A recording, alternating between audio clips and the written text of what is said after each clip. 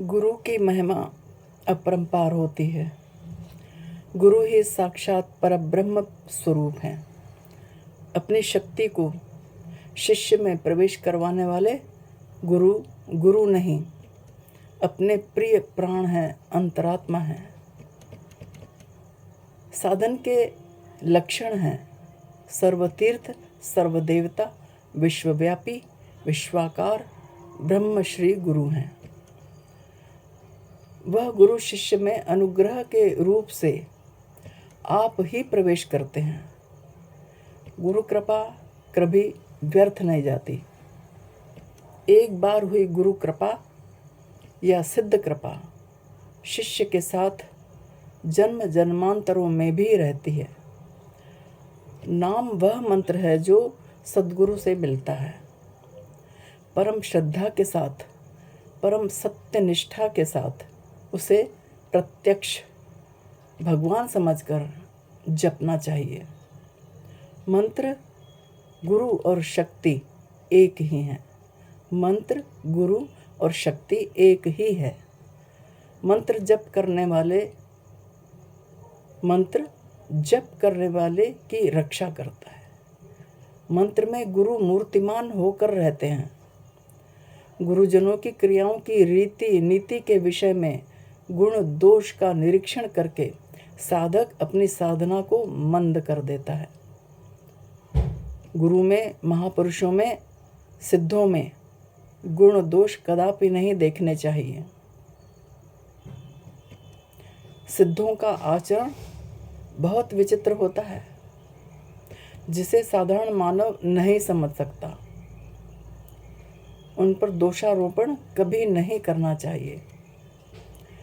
कबीरदास जी ने कहा है, कबीरा तेनर अंध है, गुरु को कहते और हरि रूठे गुरु ठौर है, गुरु रूठे नहीं ठौर। वे मनुष्य अज्ञानी हैं जो गुरु को ईश्वर से भिन्न समझते हैं। यदि ईश्वर हमसे रूठ जाए तो हमें गुरु का आश्रय मिल सकता है, परंतु गुरु के रूठने पर हमें कहीं आश्रय नहीं मिल सकता। गुरुदेव कृपा के सागर होते हैं, मनुष्य के रूप में भगवान होते हैं और माया मोह के घोर अंधकार को नाश करने वाले होते हैं। जिनके वचन सूर्य की किरणों के समूह के समान हैं, उन गुरुदेव के चरण कमलों की हम वंदना करते हैं। यदि हमें पूर्णता को प्राप्त करना है तो हमें अपने गुरु के प्रति पूर्ण समर्पण की भावना होनी चाहिए, उत्सर्ग की भावना होनी चाहिए। गुरुदेव यदि एक मानसरोवर का छोर है जिसके दूसरे छोर पर शिष्य खड़ा है, बीच में ज्ञान का अथाह सागर लहरा रहा है, गुरुदेव शिष्य को पुकार रहे हैं। इस ज्ञान के सागर में जो उत्सर्ग कर जाए वही शिष्य पूर्णता को प्राप्त कर सकता है।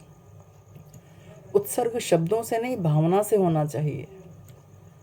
कब गुरुजी आज्ञा करें और कब शिष्य उछाल भरे। पाने के लिए बहुत कुछ खोना भी पड़ता है, अपना जीवन दांव पर लगाना भी पड़ता है, अपने आप को न्यौछावर भी करना पड़ता है। पर हमें जब गुरु से प्रसन्नता मिलती है, जो प्रफुल्लता मिलती है, उससे हमारा जीवन संवर जाता है, निखर जाता है। उदाहरण के तौर पर यदि एक तोते को सोने चांदी के पिंजरे में बंद कर दिया जाए, उसके पाँव में सोने के छोटे छोटे घुंघरू भी बांध दिए जाएं, उसे खाने के लिए प्रतिदिन अनार के दाने दिए जाएं, मिर्ची दी जाए, हरी मिर्च जो उसे पसंद है, रोज़ खुशबूदार पानी से नहलाया दिया जाए, तो भी वह एक कैदी ही है, गुलाम ही है। ऐसे पंछी को एक अंतराल के बाद यदि उड़ने के लिए छोड़ दिया जाए तो क्या वह उड़ सकेगा? नहीं उड़ सकेगा।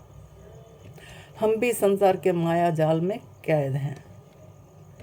गुरुजी हमें उड़ने की कला सिखाते हैं, उन्मुक्तता देते हैं, स्वतंत्रता देते हैं, पूर्ण सृष्टि को नापने की कला सिखाते हैं, पूर्ण आनंद देते हैं, जीवन की पूर्णता प्रदान करते हैं।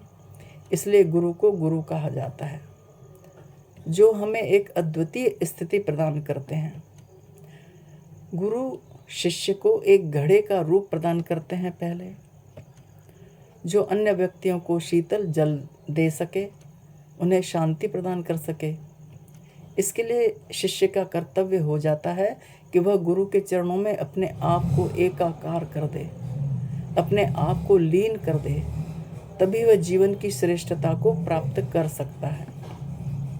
ये काल रूपी जो चिड़िया है, आयु रूपी खेत को चुगती जा रही है धीरे धीरे धीरे धीरे। इसलिए जो आवश्यक है उसे कर डालें और जो अनावश्यक है उसे हटा दें। मिली हुई शक्ति का सदुपयोग करें। गुरु भक्ति से संबंध जोड़ें। हृदय कमल में बसे गुरुदेव को, ईश्वर को प्रेम करें। गुरुदेव ही ईश्वर है, ईश्वर ही गुरुदेव हैं। अपना जीवन धन्य कर दें। जिसे गुरु का अनुग्रह मिला हो, जिसके हृदय में गुरुदेव के प्रति परम प्रेम जागृत हुआ हो, वही उस परम प्रेम रूपा माधुरी को जान सकता है, समझ सकता है। गुरु ही माता, गुरु ही पिता और गुरु ही हमारे कुलदेव हैं। संकट पड़ने पर वही हमारी रक्षा करते हैं। इसलिए मनसा वाचा कर्मणा उन्हीं के चरणों में अर्पित होने का प्रयत्न करना चाहिए।